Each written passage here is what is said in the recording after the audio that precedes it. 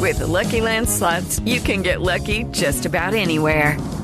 This is your captain speaking. We've got clear runway and the weather's fine, but we're just going to circle up here a while and get lucky. No, nothing like that. It's just these cash prizes add up quick. So I suggest you sit back, keep your tray table upright, and start getting lucky. Play for free at LuckyLandSlots.com. Are you feeling lucky? No purchase necessary. Void where prohibited by law. 18 plus terms and conditions apply. See website for details. Attention shoppers, we now have taste in the bread aisle. Dave's Killer Bread. That's right, an organic bread that's no longer a sedative for your taste buds. Dave's Killer Bread is on a mission to make the most of the loaf, to rid the world of GMOs, high fructose corn syrup, and artificial ingredients, and plant the seeds of good in all that they bake. Killer taste, killer texture, and always organic. Dave's Killer Bread. Bread amplified. Hello and welcome. It is Eric Erickson here, the third hour of the Eric Erickson Show. The phone number, we had to close the phone lines here for a little bit, so just stand by on that. We were actually going to do an interview, but the guy we were going to interview is way cooler than you and me, and he has literally sneaked into Afghanistan to help evacuate some people, and therefore cannot be on the telephone. Is that not awesome? As the Gen Zers say, that's based. But we're going to get him on the program to talk about it at some point. People still trying to be evacuated from Afghanistan. I want to do a couple of things. First of all, I want you to know that today is the day that the Japanese bombed Pearl Harbor, and it's a day that will live in infamy. If you want to get a sense of it, on December 7th, 1941, we had radio back then, and this is exactly as it happened. Hello, NBC. Hello, NBC. This is KGU in Honolulu, Hawaii. I am speaking from the roof of the Advertiser Publishing Company building. We have witnessed this morning a distant view, a great battle off Pearl Harbor, and a severe bombing of Pearl Harbor by enemy planes, undoubtedly Japanese. The city of Honolulu has also been attacked and considerable damage done. This battle has been going on for nearly 3 hours. One of the bombs dropped within 50 feet of KGU Tower. It is no joke, it is a real war.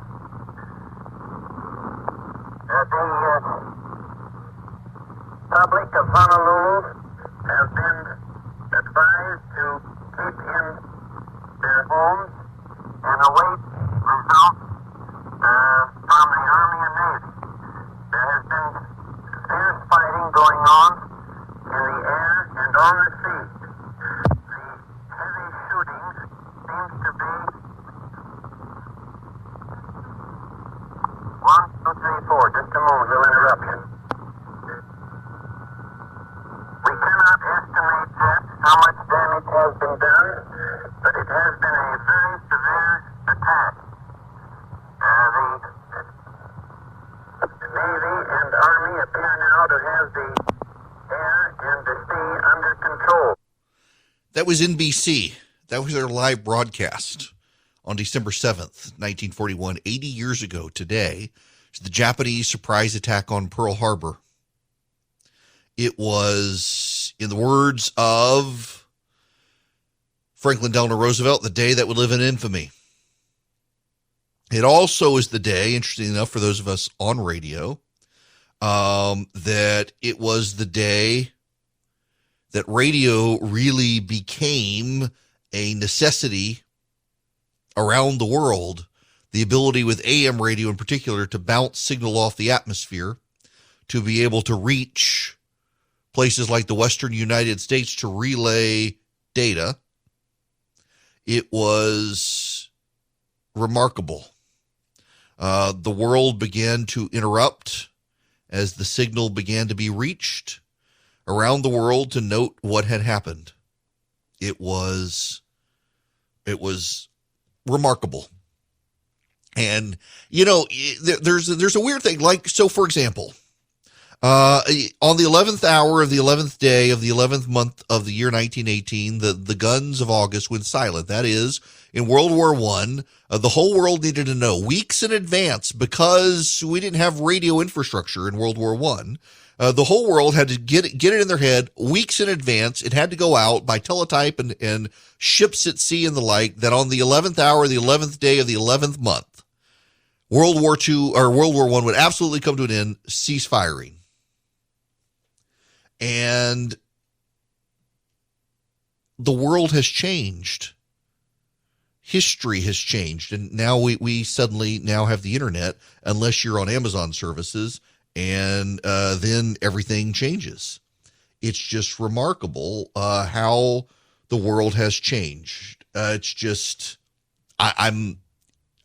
technology and the advance and the infrastructure, to go from not being able to have a radio broadcast in World War I to being able to capture through radio airwaves live World War II, to now the internet around the world and people being able to use WhatsApp and transmit positions and the like.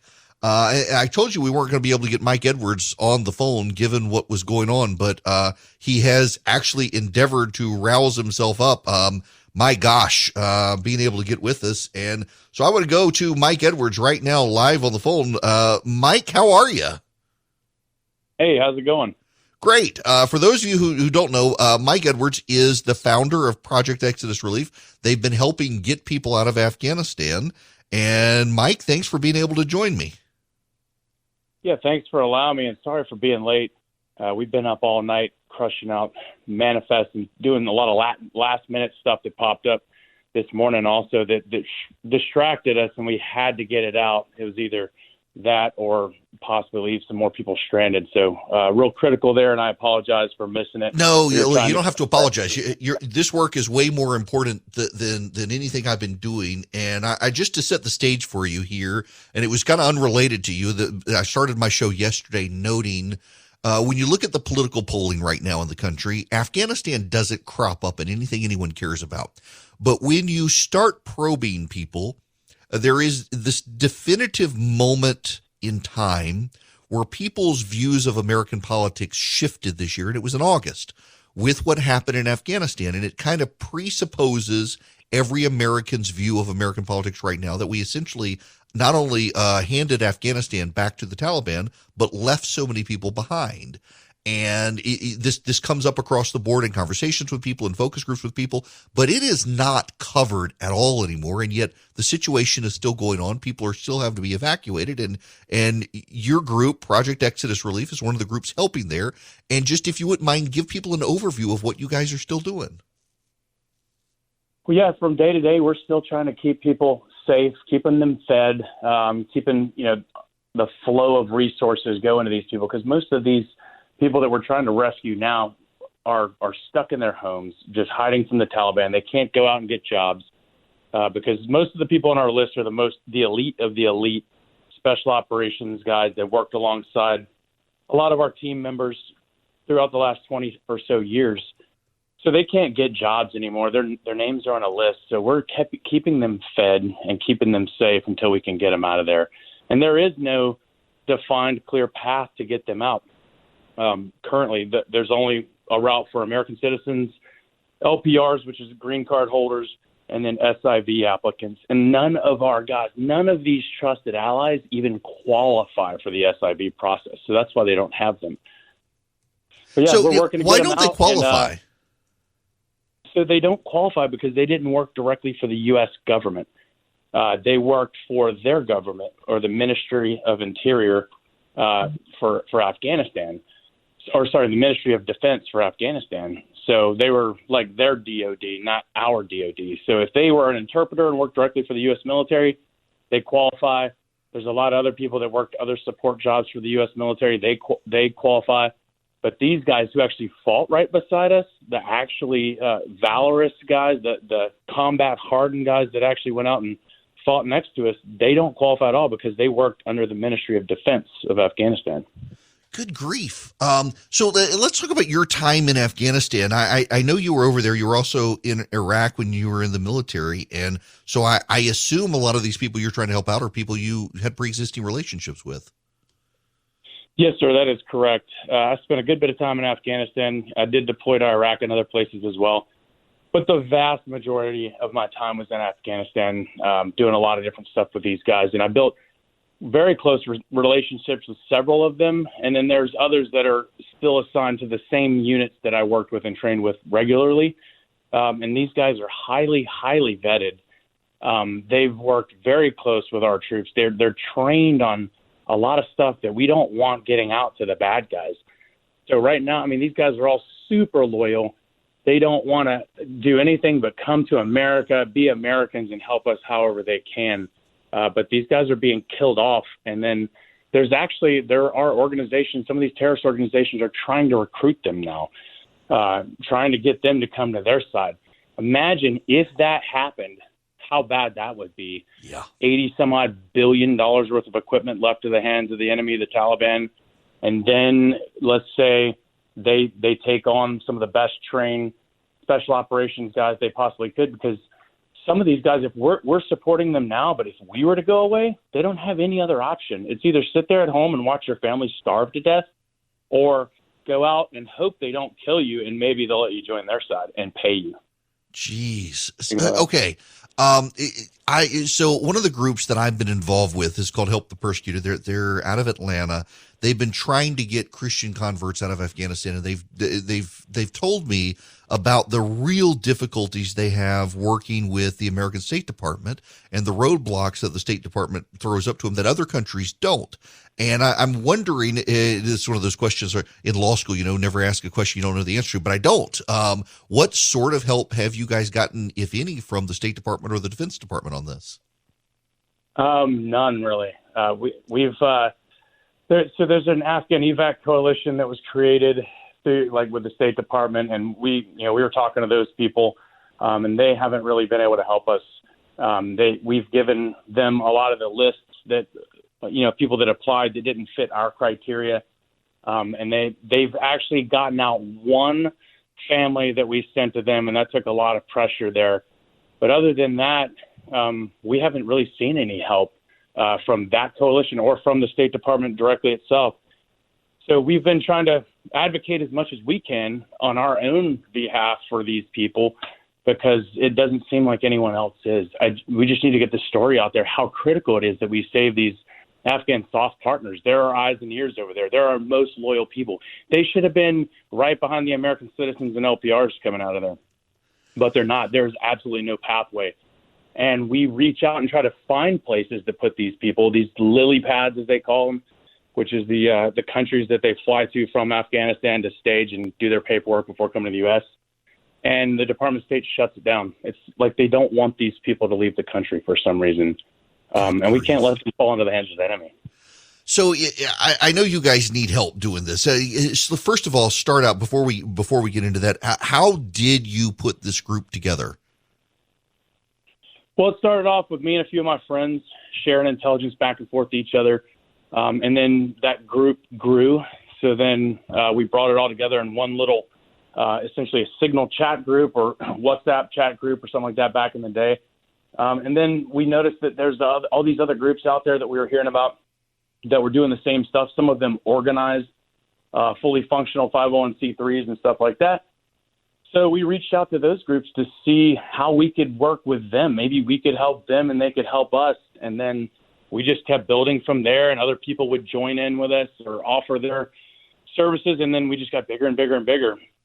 And then now we're, I guess, one of the remaining groups that's actually organized and can do a lot of it ourselves. The biggest thing that we lack is funding. We've got assets all over the ground. We've got the capabilities to do different things, but we just lack funding. And then a direct path and the conduit through the government to actually reach out and make this process happen. So if people wanted to help you, where would they go? They can go check out our website at blog.proexodusrelief.com. We've got some good articles in there that we write to keep the public's eye on what's going on over there. We also have a donor site on there too.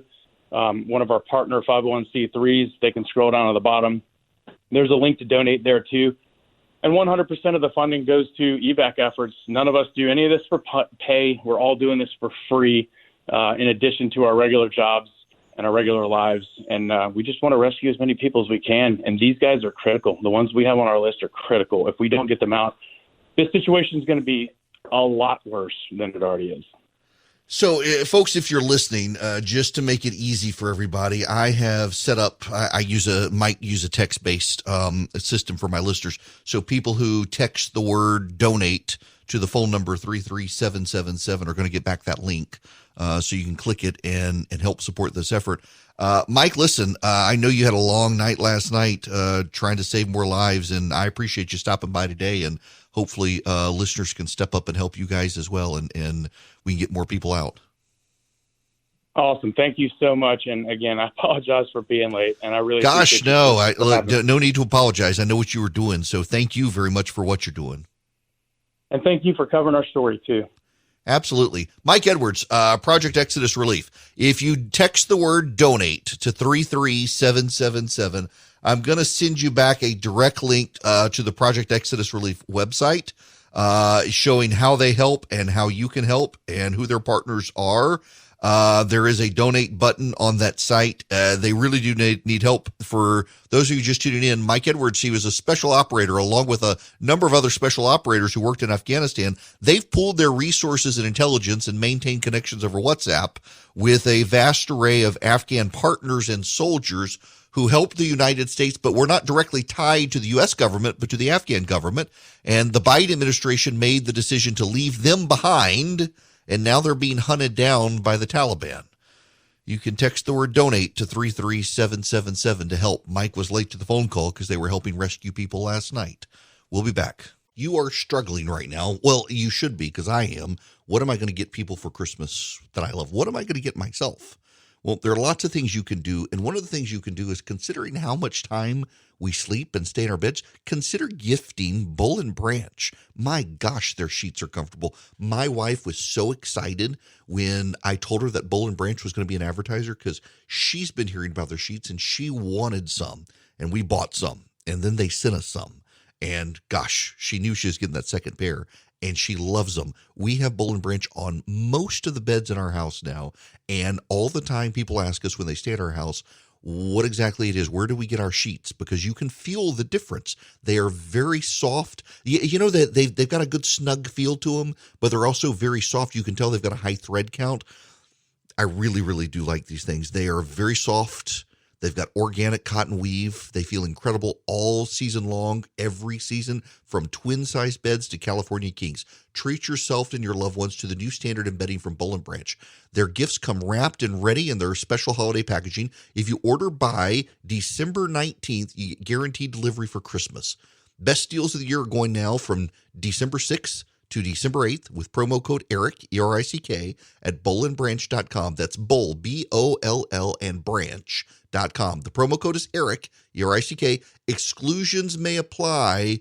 You're going to want Bull and Branch. Yes, you are. Hi there, it's Eric Erickson here across the nation. Thanks to Mike Edwards for calling in from Project Exodus Relief. Again, if you're just tuning in, this is a group of American soldiers, special operators. Mike, for example, was the recipient of the Silver Star for his service in Afghanistan, also Purple Heart, among other things. And they worked with these Afghan soldiers who were on the payroll of the Afghan Department of Defense. So they were not the people payrolled by the American government. As a result, they've been left behind by the Biden administration. And Mike's group, among others of these veterans who work with them, are trying desperately to get these people out. Because, I mean, they want to be with us. They want to be free. It's not like they're quasi-terrorists or something. These are people who are fighting the terrorists that Biden left behind. And Mike last night had to participate in getting some people out. And as a result, he was supposed to be in with me an hour ago and missed the call. If you want to help, text the word donate to 33777, and you can donate to help Project Exodus Relief rescue these people from Afghanistan who are veterans, who were fighters, who fought with us, and we've left them behind. And again, this goes back to the polling on the Biden administration. It is the presupposition at this point for so many people that the Biden administration lacks the empathy they claim to have, in large part because of how we handled Afghanistan. There really are American citizens still left behind, and green card holders left behind in Afghanistan by this administration that we have not been able to get out. It is infuriating that we have left these people behind. And it's infuriating that it is American citizens who have had to form private groups and partner with nonprofits to rescue these people because the American government seems like it could not care less to do so. Really, really disappointing to find that out about our government. When we come back, I want to shift gears, something I wanted to talk about yesterday, and we got distracted by it. It's time to talk about it. The gloom, doom, and despair among people in this country dealing with the virus. Overdoses, drugs, crime, so many things tracked back to the COVID pandemic. For several years when I practiced law, I volunteered for the Alliance Defending Freedom to be an on-call lawyer for them. It's one of the few legal nonprofits in the country that really racks up wins, both state courts and federal courts, for conservatives and Christians. People have a Christian conservative worldview. Since leaving my law practice, I've volunteered in the past to speak at ADF events. I've been to their training sessions where they teach lawyers and pundits how to talk plainly about complex legal issues and understand the state of play on cases around the country, from local city councils all the way up to the U.S. Supreme Court. Now I'm glad to have ADF as an advertiser, but honestly, I'd be encouraging you to support them this time of year anyway. The Alliance Defending Freedom takes donations from you and uses them to help those who can't afford lawyers hire the very best lawyers to fight for freedom, from the Supreme Court of the land all the way down to the local level. Right now, ADF has received a matching grant, so all new donors will have their gifts matched. All you have to do is go to adflegal.org/Erickson today and donate. adflegal.org/Erickson, ERICKSON. Hello there, it is Eric Erickson here. The phone number is 877-97-ERIC, 877-973-7425. I want to talk about an issue that isn't getting enough conversation, and it should be. And in fact, I want to put this in real world terms for a lot of you. We're in the Christmas season now, not the holiday season. That Lexus ad bothers me, where the kid gets in the car and says, hey, Alexa, play holiday music. Nobody asks for holiday music. And you know what you get when you ask for holiday music? Christmas music. We're in the Christmas season. We have come through the Thanksgiving season. This is a peak time of year for depression, for despair, for suicide. People get overwhelmed at the holiday season. I get overwhelmed at the holiday season. The Christmas season, Hanukkah, time with friends and family, a few days off work. You get tired. You have visions in your head of something perfect that is not to be, something that was in the past that really wasn't, that you've created to be perfect in your head. You can't deliver on it. You get depressed. You want the perfect tree. You want the perfect decorations. You want the perfect present. You don't have the money in your bank account. Your credit card debt is going up. You're stressed. You're trying to please other people, not just yourself. Sometimes you can't please yourself at all. You just think you'll please yourself by making other people happy. You make the matter worse. Depression sets in. And during this time of year as well, the days are darker, and there's plenty of scientific evidence out there that this time of year breeds depression, seasonal affective disorder, they call it. I know people in my family who suffer from it, who have to use sunlights because it lights that generate was a close approximation of what you get from the sun, because they genuinely get seriously depressively affected by this time of year. And then you pile up on top of that the lack of sun with the need for perfection, the need for pleasing, the need for presence, the need for money, the lack of money, the stress, the struggles, all of it. And then you see people and they seem so happy. And I got to tell you, and I'm mindful of this and say this as well to my kids, that you see people who seem like they got it all together, and the odds are they're struggling just as much as you. You see perfect people who are perfectly fine, and really they're not. I had a friend who was one of those. Everything was perfectly fine. Everything was all right. Had the perfect house and the perfect job, had the perfect husband, had the perfect car, had the perfect lifestyle. Wealthy, well off, perfection. Pulled into the back of a parking lot at a strip mall one afternoon, swallowed pills, and died. The perfect life really wasn't. The struggles were real. And she got overwhelmed. This stuff happens all the time. We just don't talk about it. We don't talk about mental health. It's a sign of weakness. And it is amplified at this time of year, unlike any other time of year. And then there's something else. The pandemic. There are a lot of people who are overwhelmed with dealing with the pandemic. That's really no longer a pandemic, but we just haven't really, all of us mentally in our government, gotten there yet that this thing's not going away. You should live your life reasonably, but not in fear. But over the last year and a half, we've been isolated. We've been restricted in what we can and cannot do. Our children, our young children, are forced to cover their faces and not see the smiles of adults and the connections that they need to build a healthy self-esteem. Our kids are socially distanced from each other. They haven't been able to have playtime, in-person, physical contact. Remote and isolated, our kids are growing in depression and despair. And while a lot of us fancy the idea of work from home and not work in the office, that too fosters a level of mental health. Now, I say this, someone at a company where we've just reopened to everyone. We got precautions in place. They want everyone to get vaccinated.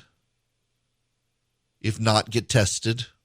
Wear masks. I think it's past time to get rid of the mask requirement. Fewer and fewer people at companies internally. I talked to several friends of mine at their companies as well, aren't wearing them, even though there's signs up in the offices saying wear masks. People aren't just disrespecting the company policy that the company itself, when you see senior management not doing it, you tend to disrespect it. You're the one who gets in trouble. It breeds a level of inequality in a company where none should exist. There's no reason for a mask requirement at this point for any company in America. We shouldn't even have it on airplanes at this point based on what we know of the virus. It doesn't really help at this point. But there is something else there as well. One of the other points of stress and antagonism. Your company has an opt-in policy, work from home or come to the office, or don't come back to the office yet. A lot of companies are in that place. Don't come back to the office yet. But you know people are going to the office, and you can't. You're immunocompromised, or your spouse is, or your kids. You can't take the risk. Are you going to be penalized? Because the other people are showing up to be seen and you can't take the risk. Family first. And so that drives up the stress as well. We in this country fret often about inequality in the country. What about the inequality of those who can and can't? You know, for the longest time, because my wife has lung cancer, a very pernicious genetic one. I had to restrict my travel. I am by no stretch of the imagination an extrovert. I don't know anyone in radio, a host in radio. I don't know any host in radio who's truly extroverted. Now, we certainly sound like it on radio. We put on a good act, but right now it is me in my office behind a camera and microphone, and there's not another soul around. It's perfect. I get to play the extrovert to you guys, but I don't have to entertain people. You know, I went out last Thursday. I had a charitable event and was surrounded by people all night. And then on Friday had meetings and had more people I had to be around. And by Saturday, I was just absolutely exhausted. And I finally realized it. I'd been around people for days on end, and it wears me out. I'm not really an extrovert, but I am more extroverted than my wife is. And it was killing me to not be out and about. And I finally needed to travel, had reason to travel, and had to take extreme precautions during the height of the pandemic before there was a vaccine in order to travel. Now I'm reasonable in what I do and try to wash my hands and carry hand sanitizer and wear a mask if I'm in a large crowd with people where they ask me to. Otherwise, I don't wear a mask, even in large crowds. I just don't, because I know what the research says now as opposed to back then.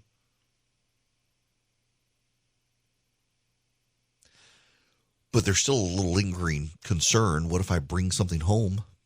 A lot of people have that. My wife, though, she hadn't been out of the house. For a time during the pandemic, I was going to the grocery store. And at the height of the pandemic, when there were shortages, I was having to go to 3 and 4 grocery stores. And that's what my weekend was. Every weekend was get up and start the grocery store cycle. And it would last for 2 days until I got all the groceries we needed. Sometimes I would still come home empty-handed with stuff. It overwhelms. It does. And there are a lot of people struggling. But now hear me on this one. Your college-age kids and younger, they're the ones who are really struggling.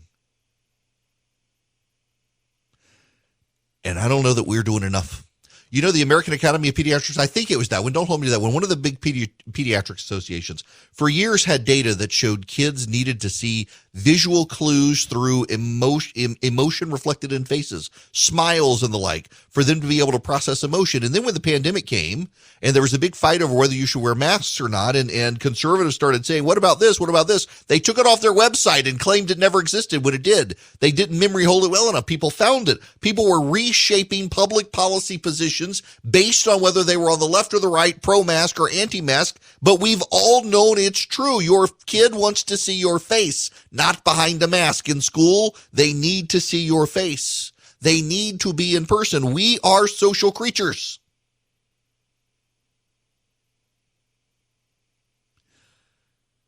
Not to make a theological point here, but let me just put this in perspective for you. In the Garden of Eden, the first man, Adam, literally got to walk on a daily basis with God Almighty himself. On a daily basis, got to commune with the God of the universe and all of his creation, the animals and the like. And still, God created another human being. Because we're not meant to be alone. Adam wasn't alone. He got to hang out with God every day. Could you imagine? You get to hang out with God every day. You get to take walks together. You get to ask him questions. Why did you make the platypus? Why can't I fly like the bird? You get to ask him every question you ever wanted to ask. Now, there weren't a ton of questions to ask back then. We didn't have who shot JR and was there really another person involved in the Kennedy assassination, and what about aliens? Didn't have any of that. It's just Adam in the garden with God. And still, he gets to walk with the God who created everything, and God says, it's not good for him to be alone. Let's make another human being. Fast forward to the 21st century, and we're like, we can suck it up. We'll put them on Zoom calls or get in the metaverse. It's not the same. It's not the same. you've got to have in-person connection. So I would tell you this. One of the reasons I think everyone should get the vaccine is because there are some people who live in fear and trepidation over the virus so much, and they don't want to have any contact with you, and it's for their good and yours that you be in person. And so if you can take the things that you can take and be precautious and reassure people so that you can be together face-to-face, it will do you good and them good. But whether you do or not, find the people who aren't worried and be with them. Too many people are living by fear right now of this virus and the pandemic, and it's causing depression and despair. It's causing rates of suicide. They can't actually trace some of the crime data back to the virus and the spread and the despair and the fear and the desperation that leads some people into crime, leads some people to anger, and the anger then sparks into crime. The pandemic has a lot to do, not all of it. I'm not painting with a broad brush here, but there's some of it. There are good bits of it. There's so much despair. And it all comes out of the Christmas season anyway. There's a great light in the darkness. But sometimes you're so overwhelmed with the darkness you don't even want to look at the light. But it's there. You want to look at it. But more importantly, and at this moment, let me just say for all intents and purposes, at this moment, I don't care whether you believe or you don't believe. What I need you to know is this. You are not alone. What you see on Instagram and in your life, the perfectly curated people with the perfect smiles and the perfect house and the perfect car and the perfect weight and the perfect clothes, they got problems too. And there are lots of people who have isolated themselves, and it allows those doubts and that dread and that despair to be magnified. And you need to do what you can to foster real community in real time with real people, face-to-face, not on Zoom. Your companies, you should be getting your employees back to the office face-to-face. It's good for their mental health. You should be getting your kids in schools where the kids don't have to stand 6 feet apart from each other, but can actually touch each other and interact with each other, share germs with each other even. It's time. And in the Christmas season, at the darkest part of the year, where people get overwhelmed with just trying to make the perfect Christmas, it's the perfect time for you to commit yourselves, your companies, whoever, to getting back together face to face. Just for the sake of your mental health. Do not be in despair. Go hang out with people. Now, I need to tell you guys about an organization, and I talk about them a lot on the radio. For years, I practiced law, and I volunteered for the Alliance Defending Freedom. It's one of the few legal nonprofits in the United States that racks up wins in state courts and federal courts for conservatives and for people who are Christians with a Christian worldview. Since leaving my law practice, I have volunteered in the past to speak at ADF events. And I've also been to their training sessions that are so cool, where they help teach lawyers and pundits how to talk plainly about complex legal issues to understand them. Now I'm glad to have the Alliance Defending Freedom as an advertiser. Now, to be honest, I'd be encouraging you to support them anyway. The Alliance Defending Freedom takes your donations and uses them to help those who can't afford lawyers hire the very best lawyers to fight for freedom from the highest court in the land all the way down to the local level. ADF just received a matching grant, so all new donors are going to have their gifts matched to help in their defense of freedom. I hope you'll support them. Go to adflegal.org/Erickson.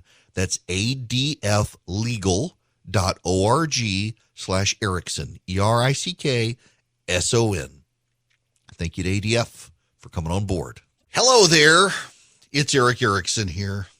You know, we are in the Christmas season, and I sure do hope you have a great Christmas. You know someone who wants you to have a great Christmas? The Pope.